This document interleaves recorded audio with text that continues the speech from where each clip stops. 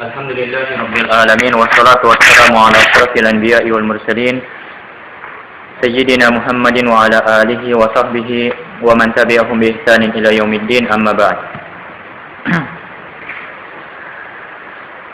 Ikhwah yang dimuliakan Allah Subhanahu wa taala, alhamdulillah.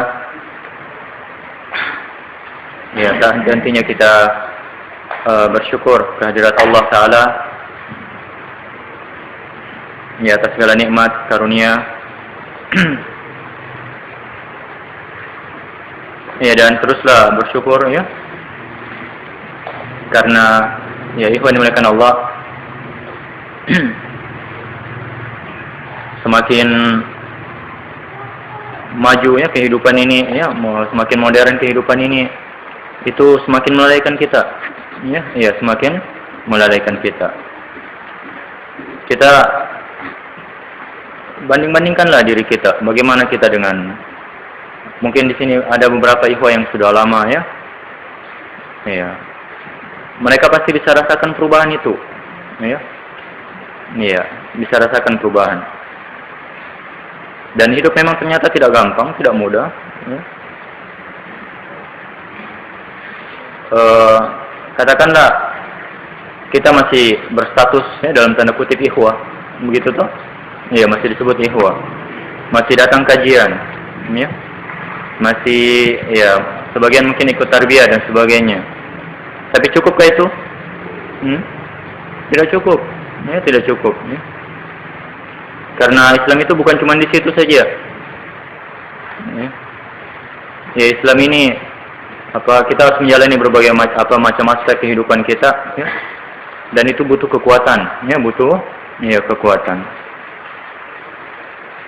Ya, banyak yang gugur ya, yang jatuh, walaupun sekali lagi dia masih berstatus ikhwah. Paham maksud saya ini? Iya, komitmennya sudah jauh, tidak seperti dulu lagi. Ya. Ya, buktinya kita itu kalau dikasih pilihan ya, antara urusan agama Allah ya dengan pekerjaan kita misalkan, atau urusan kita atau keluarga kita katakanlah ya, kalau dikasih pilihan seperti itu masih sempat-sempatnya berpikir. Paham? Ya, masih sempat-sempatnya untuk memilih dulu ya. Padahal seorang ya, muslim ya, yang betul-betul paham dengan imannya itu, dia tidak akan memilih, dia tahu mana-mana yang mesti didahulukan. Tidak usah berpikir lagi yang begitu-begitu. Ya. Ya Allah musta'an. Makanya perbaharuilah iman-iman itu, Jangan merasa puas dengan apa yang ada. Ya, jangan merasa puas dengan apa yang ada. Kita ini kan begitu ya. Walaupun masih berstatus ikhwah dan kita sudah berbangga dengan itu, kita merasa baik-baik saja. Paham? Ya. Kita merasa ya baik-baik saja, kemudian cukup ya dengan itu, dengan simbol-simbol seperti itu. Padahal iman kita itu ya, apa kita mau bilang, dari waktu sebenarnya berkurang kalau kita mau lihat yang dulu ya. Atau sudahlah, kita sebut saja iman kita itu datar saja, tidak bertambah lebih baik. Ngerti? Ya. Ya, makanya ya perbaharui iman itu ya, tajdidul iman itu, tajdidul iman penting ya. Ya, kita harus selalu memperbaharui iman kita, muhasabah diri ya. Ya, cobalah sebelum tidur mulailah untuk selalu muhasabah diri ya. Ya. Begitupun bangun tidur, kita juga ya lihatlah diri kita, apa yang kita mau kerjakan hari ini untuk Islam, untuk agama Allah ya. Ya, barangkali saja dengan begitu kita bisa terkontrol. Ya. Ya, sekali lagi tolong pahami ini.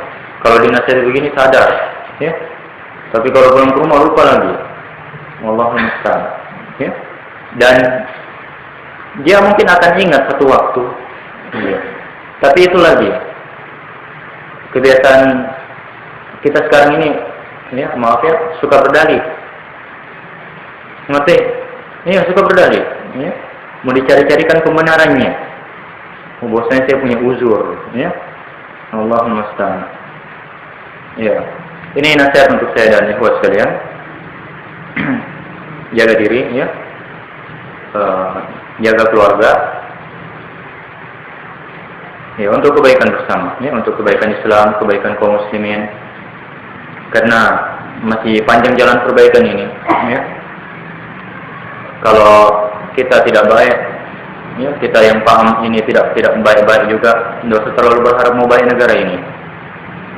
Ya, Allah musta'an. Baik, kita lanjut dulu pelajaran kita. Masih berkaitan dengan salat berjamaah. Ya, pembahasan yang terakhir dulu kita sebutkan tentang posisi imam dan makmum. Ya, posisi imam dan makmum. Yang dulu kita sudah sebutkan salatnya satu orang bersama imamnya. Ya, jadi makmum satu dengan imamnya. Posisi makmum itu di samping kanan imam, sejajar. Tidak usah mundur barang satu langkah dua langkah. Ya, ya, jadi posisi makmum di samping kanan imam, sejajar, berdempetan juga. Ya, itu sunnah. Ya, sunnah. Ya. Jangan ada yang menganggap bahwasanya ada yang lebih baik dari ini.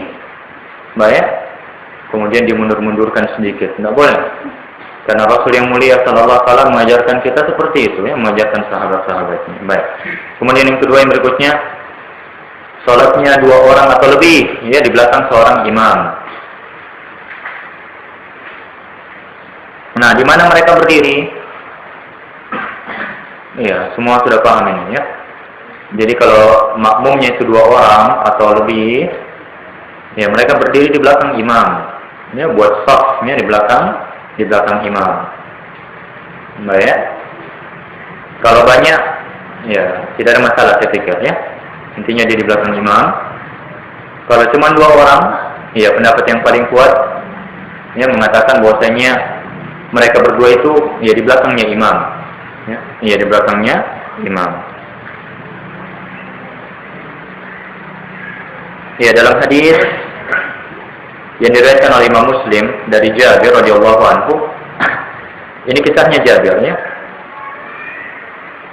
Summa ji'tu, ya, saya pun datang, hatta kumtu an yasari Rasulillah sallallahu alaihi wasallam.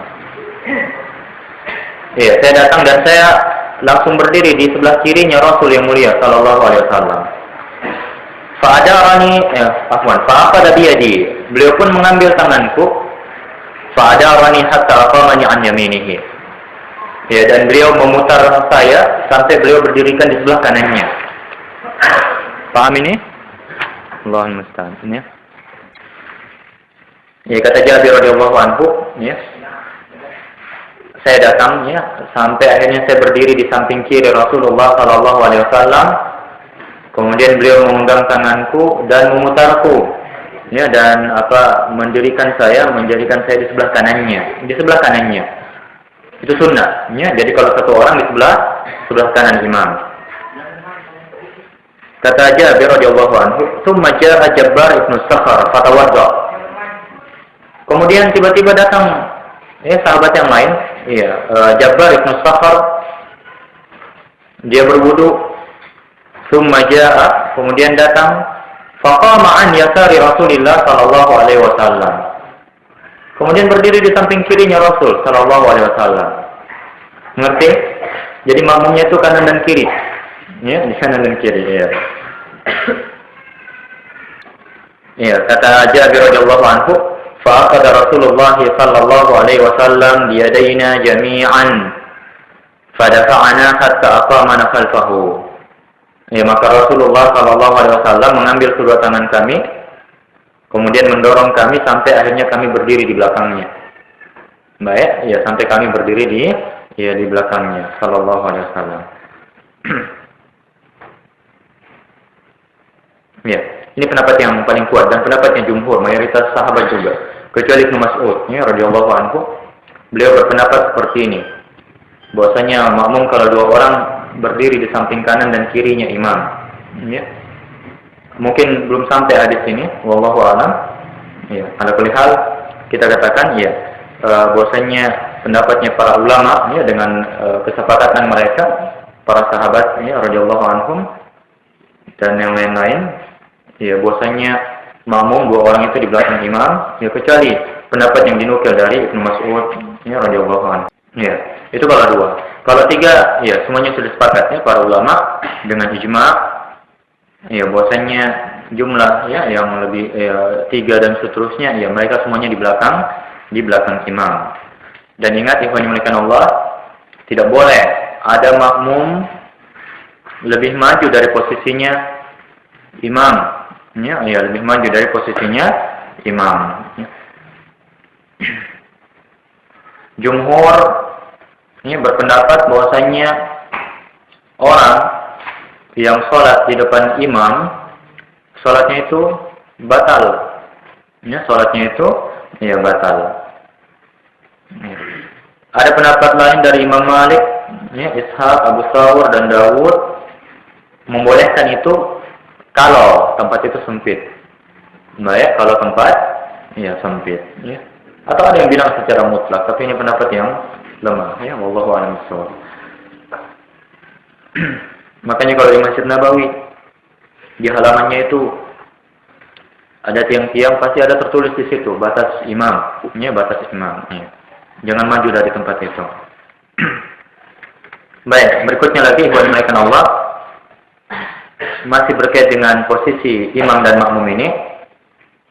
Beliau menyebutkan as-salatu ila janbil imam liman lam yajid makanan fil masjid. Yaitu boleh sholat di samping imam bagi orang yang tidak mendapatkan tempat dalam shaf ya, di masjid. Sudah kita sebutkan dulu ya. Jadi kalau ada yang terlambat dan tempat sudah penuh, ya di mana dia berdiri? Dia berdiri di samping kanan imam. Jelas ini? Bagaimana dia masuk? Ya potong saja shaf, tidak ada masalah. Ya, ya minta permisi, maju. Tidak usah permisi juga, tidak ada masalah. Ya. Yang makmum mengerti saja dia mau maju, begitu ya. Termasuk kalau mau keluar jangan ditahan-tahan. Ya disebutkan dalam hadis ketika Nabi Shallallahu Alaihi Wasallam sakit, ya kemudian Abu Bakar radhiyallahu anhu disuruh untuk memimpin sholat. Dalam hadis itu disebutkan falamma ra'ahu Abu Bakrin istakhara. Ketika Abu Bakar melihat beliau sallallahu alaihi wasallam, beliau pun mundur. Fasyara ilaihi an kama ant. Ya. Maka beliau pun berisyarat pada Abu Bakar, maksudnya itu tetap di situ, di posisimu. Fajalas Rasulullah sallallahu alaihi wasallam hida'a Abi Bakrin ila janbih. Maka Rasulullah sallallahu alaihi wasallam pun duduk ya di samping Abu Bakar, sejajar. Ya, sejajar di samping Abu Bakar. Jelas? Ya, ini kasus yang sudah pernah kita sebutkan juga. Jadi Abu Bakar berimam kepada siapa? Rasulullah sallallahu alaihi wasallam, kemudian para sahabat makmum itu bermakmum di belakang Abu Bakar. Baik, yang terakhir. Oh, belum yang terakhir. Yang keempat, sholatnya perempuan bersama imam. Di mana perempuan ini berdiri?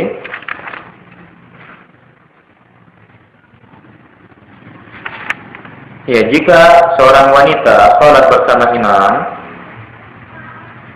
maka wanita ini ya berdiri di belakangnya shaf laki-laki. Baik, berdiri di belakangnya shaf laki-laki, walaupun dia cuma sendirian. Baik, walaupun dia cuma sendirian. Jadi kalau tidak ada perempuan lain kecuali dia saja, ya dia sholat sendirian di belakang shaf sana, tidak ada masalah.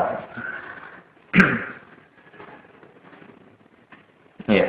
Begitupun kalau misalkan cuma satu imam dengan satu wanita. Ya. Nah, bagaimana ini sholat? Iya, tetap ya wanita itu sholat di belakang imam. Ya, di belakang imam, tidak di samping kanannya. Paham? Baku ganggu itu. Ya. Ya. Ngerti ya? Ya, walaupun itu sesama mahram.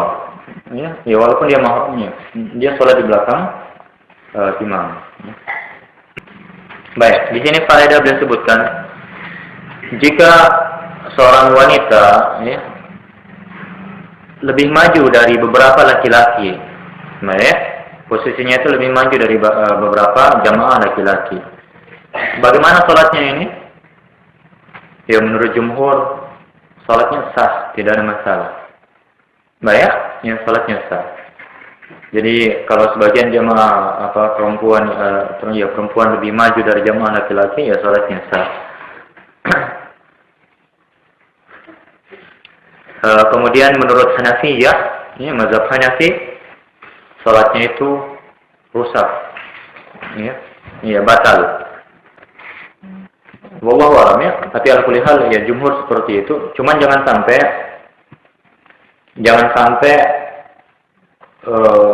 semua shaf perempuan itu lebih di depan daripada shafnya laki-laki, itu yang tidak boleh. Ya. Tapi kalau ada sebagian shaf atau sebagian shaf wanita itu lebih maju daripada sebagian shaf laki-laki, ya tidak masalah insyaallah ya. Kalau di Masjid Nabawi, shafnya perempuan itu, ya, tempat sholatnya perempuan di belakang, di sudut-sudutnya masjid. Paham? Jadi kalau kayak begini, sebelah kanan sana, sebelah kiri sana. Tapi ditutupnya pakai hijab kayu. Ya. Di situ shafnya perempuan. Jelasnya, kalau tempatnya laki-laki penuh, yang bagian belakang sana, sebagian laki-laki pasti di belakang perempuan. Iya kan? Ya. Dan ini yang diamalkan jumhur, ya, tidak masalah insyaallah.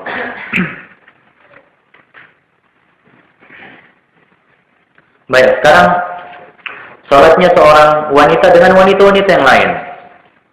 Ya, kita sudah sebutkan dulu bahwasanya boleh seorang wanita memimpin jamaah wanita. Nah, ya. Nah, di mana imam wanita ini berdiri? Ya, dalam shaf perempuan itu, ya, ini berbeda dengan laki-laki, ya, karena imam perempuan ini, ya, berdiri di tengah-tengah shaf. Baik, jelas? Ya, berdiri di tengah-tengah shaf. Jadi dia tidak maju, ya, seperti imamnya laki-laki. Ya, dia di tengah-tengah shaf. Di tengah shaf ini maksudnya shaf pertama. Ya, di shaf pertama, dia di tengah shaf pertama itu memimpin, ya, jemaah perempuan. Ya, ini yang diamalkan oleh para sahabiyat, ya, radhiyallahu anhunna. Disebutkan bahwasanya Aisyah radhiyallahu anha pernah mengimami wanita-wanita itu dan beliau berdiri di tengah-tengah itu, ya, di tengah shaf pertama. Begitupun dinukil dari Ummu Salamah radhiyallahu anha. Nah, bagaimana kalau seandainya imam wanita ini berdiri di depan? Boleh tidak? Tidak ada masalah insyaallah ya. Tidak ada dalil yang melarang itu. Baik, ya, secara umum boleh. Kalau di tempatnya mereka, ya, di tempatnya ya perempuan. Baik, sekarang shafnya anak-anak. Di mana shafnya anak-anak? Ya. Dalam hadis yang dhaif, ya, diriwayatkan bahwasanya Rasulullah sallallahu alaihi wasallam kana yaj'alur rijala quddamal ghilman. Ya, Rasulullah sallallahu alaihi wasallam menjadikan laki-laki, jamaah laki-laki itu di depan anak-anak. Wal ghilman khalfahum. Dan jamaah anak-anak itu di belakang mereka, di belakang laki-laki. Wan nisa khalfal ghilman. Ya, dan wanita-wanita di belakang anak-anak ini. Baik, anak-anak laki-laki, ya. Tapi ada sini dhaif. Ya, diriwayatkan oleh Imam Abu Dawud dan Ahmad. Nah, berkata Syekh Al-Albani rahimahullah, beliau mengatakan bahwasanya menjadikan, ya, anak-anak di belakang shaf, kata beliau, falam ajid fihi siwa hadzal hadis. Saya tidak mendapatkan kecuali hadis ini saja. Baik. Wala taqumu bihi hujjah. Dan dia tidak bisa dijadikan dalil, ya, argumen sebagai penguat karena dhaif, ya, lemah.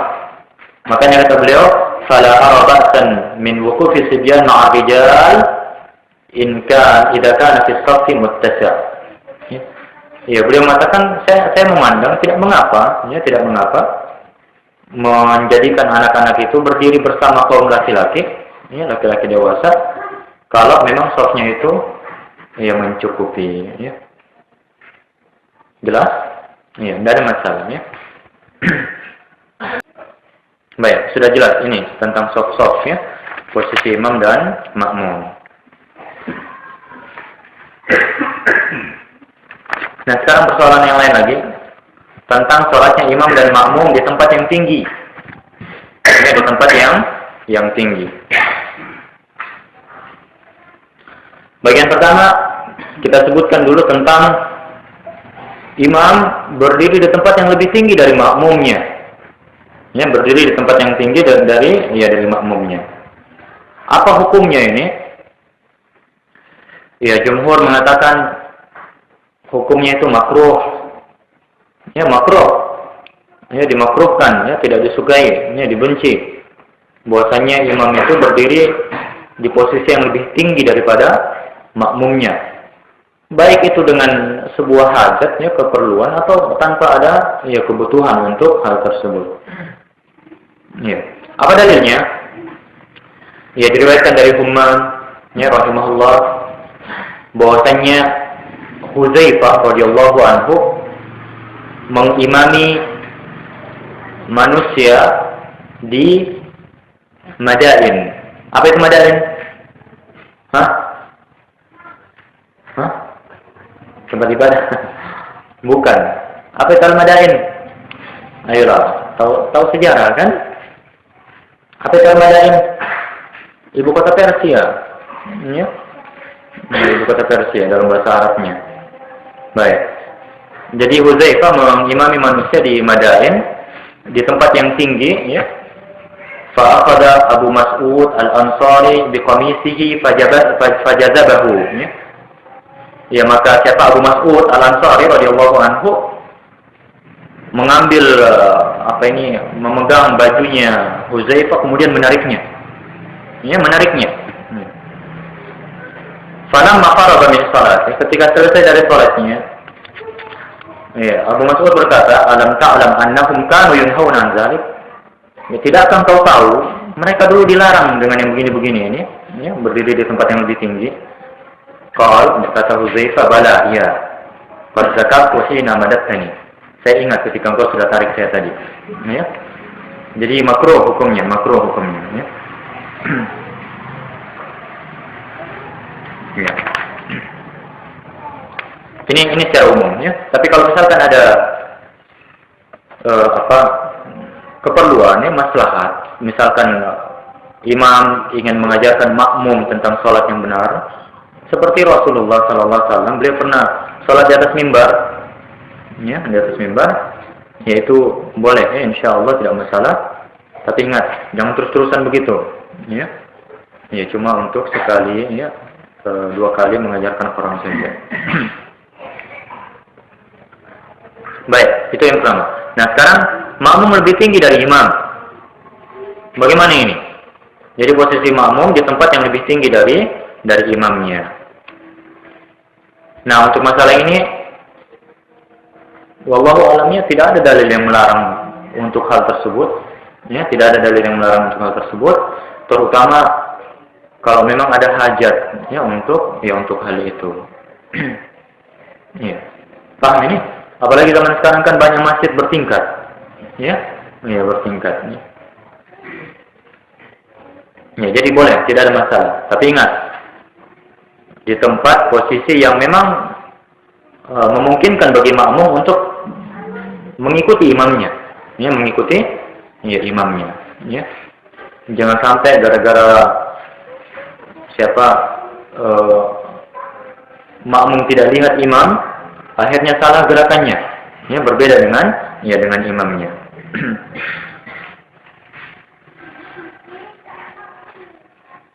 Ya, wallahu a'lam bishawab. Ya, bagian yang terakhir saya akan sebutkan di sini tentang mengikuti imam dari balik ha'il, ya, pembatas. Ada pembatas atau apalah, dinding atau apa yang menghalangi makmum dengan imamnya. Ya, ini kata beliau, jika makmum sholat di belakang imam di luar masjid, makmumnya di luar masjid, ya, sholat di belakang imam tapi dia di luar masjid, atau di masjid tapi di antara keduanya ada pembatas, Ini ada pembatas. Nah, apa hukumnya ini? Ya, fa in kanat as-sufuf muttasilah jaza bittifaqil ulama. Ya, bittifaqil a'immah. Ya, kalau safnya itu bersambung, maka ini boleh. Boleh ya dengan kesepakatan para imam, ya, dengan kesepakatan para imam. Ya, ini tidak ada masalah ya dengan kesepakatan para ulama dan ada dalil yang di sini disebutkan. Kemudian kasus yang lain. Jika makmum itu sholatnya di belakang imam, atau katakanlah saf-safnya makmum ini, ya. Kemudian antara satu saf dengan saf yang lain itu ada sesuatu yang memisahkan, ya, seperti misalkan dipisahkan oleh jalan atau dipisahkan oleh sungai, misalkan sungai kecil, bukan juga sungai kayak begini, ya. Iya, paham ya? Ya, atau selokan ya dan semacamnya. Atau ya bisa saja mungkin ada perahu di situ dan semacamnya. Nah, ini ada dua pendapat ya, dua riwayat dari Imam Ahmad. Ya. Imam Ahmad dalam satu riwayat melarang hal tersebut, ya, seperti pendapatnya Imam Abu Hanifah. Kemudian riwayat yang lain yang dinukil dari beliau boleh, ya, seperti pendapatnya Imam Malik dan Imam Asy-Syafi'i rahmatullah alaihim. Ya, jadi pendapat ini wallahu alam ya insyaallah kuat, tidak ada masalah. Jadi pendapatnya Imam Malik, Asy-Syafi'i dan Ahmad dalam satu riwayat dari beliau, ya tidak mengapa itu, tidak mengapa. Ya. Asal jangan juga besar sekali. Ya, ada jalan tol. Ya, paham? Iya, jangan kecil saja. Kayak di Masjid Nabawi pun seperti itu. Ya. Kalau di Masjid Nabawi itu ada kayak lorong-lorong dibuat, ya, bukan lorong maksudnya apa? Jalan. Supaya kalau orang masuk bisa enak masuknya, tidak tabrakan ya. Tapi tahulah, kalau orang sudah masuk, ada saja, ya, berhamburan itu saf itu. Ya. Wallahu musta'an.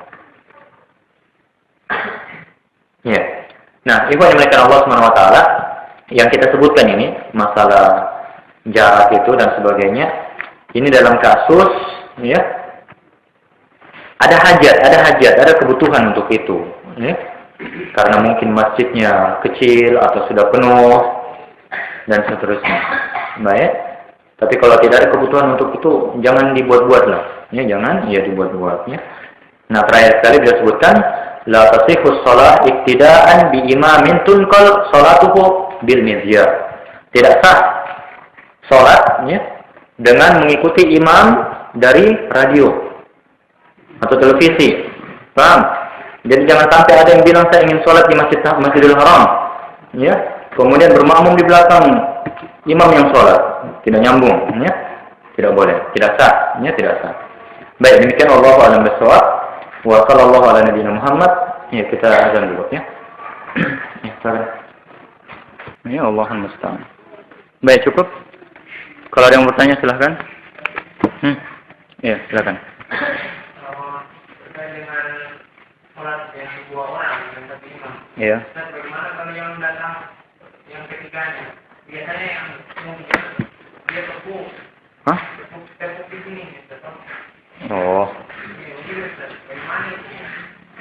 Maksudnya dia baru datang, mau sholat di belakang.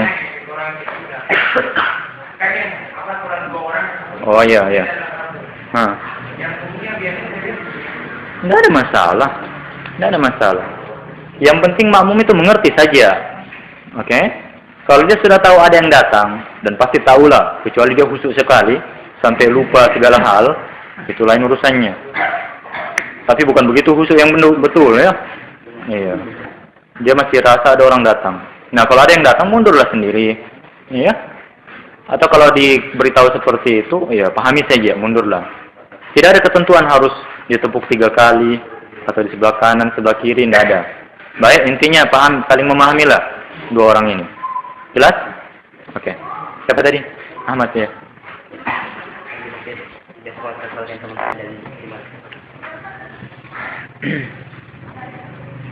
Kalau ya kayak makmum itu atau imam ya bergeser sedikit, miring sedikit. Sementara makmum lurus saja. Ini dilema juga, ya, apalagi kalau ada makmum ikut-ikutan imam juga miring sendiri dia. Kan jadi kacau soft seperti itu, ya. Ya sudahlah, karena sudah terjadi toh antum wajib perbaiki itu. Baik. Bilanglah ke imam kalau memang mau miring semua. Begitu, ya. Ya, atau imamnya ikut lurus bersama makmumnya. Baik. Kalau mungkin cuma imam saja agak geser sedikit, tidak juga geser betulannya, geser sedikit saja, oke lah, masih bisa dimaklumi. Tapi kalau sampai soft rusak gara-gara ada sebagian orang mengikuti imam miring sedikit itu ya mengganggu, Baik? Hah? Ya, dirinya enggak. Jadi ini kita kasih dari itu memang kita miringkan atau luruskan. Supaya hujannya kita juga diterima. Ya, miringkan saja, tergantung imamnya. Kalau memang dia meyakini bahwasanya harus miring begitu, ya sudah miringlah sama-sama. Baik, untuk semua soft. Walaupun tidak harus ya, karena tidak ada pengaruhnya juga. Kalau cuma miring sedikit kayak begitu. Iya, kan tidak ada pengaruhnya sama sekali. Ya. Tapi paling tidak rapikan soft itu. Tidak apa-apa, entah makmumnya ikut bersama imamnya. Atau makmumnya ikut imam yang mengikuti makmumnya. Baik. Kalau masalah soft, dipisahkan hijab, tidak boleh. Jamaah wanita tetap di belakang, walaupun ada hijab seperti itu. Termasuk kalau dia di lantai atas, mereka di belakang. Baik? Iya, jadi soft mereka di belakang. Jangan sejajar dengan makmum ya di depan. Atau mungkin mulailah dari tengah, tidak ada masalah. Pastinya jauh lebih mundur dari makmum laki-laki. Baik? Cukup? Ya, silakan. Tidak cukup dalam hati saya. Setiap berdoa maksudnya mengangkat tangan. Ya, hukum asalnya berdoa itu dengan mengangkat tangan. Ya. Dan salah satu hal yang disunnahkan ya untuk bisa terkabulnya doa itu yang mengangkat tangan. Penting mengangkat tangan dalam doa itu dan harus begitu memang hukum asalnya. Ya. Ya kecuali dalam tempat-tempat yang memang tidak dibenarkan untuk mengangkat tangan. Baik. Tapi hukum asalnya berdoa dengan mengangkat tangan, ya. Ya kecuali di tempat yang memang tidak disunnahkan seperti imam ya di atas mimbar. Ketika dia khutbah tidak disunnahkan, ya bahkan dibenci itu, ya mengangkat tangan dalam doa. Ya, itu tidak boleh. Baik. Yang kedua apa tadi? Bacaan sholat. Oh iya, kalau masalah bacaan itu, ingat semua bacaan sholat itu yang namanya bacaan itu dengan lisan.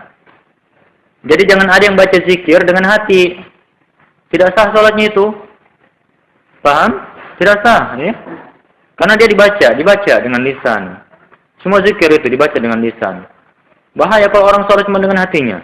Ya. Ya, jadi makanya dalam definisi sholat, apa itu sholat? Af'alun wa aqwalun.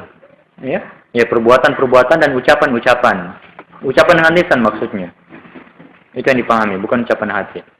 Jelas? Wajib ya seperti itu.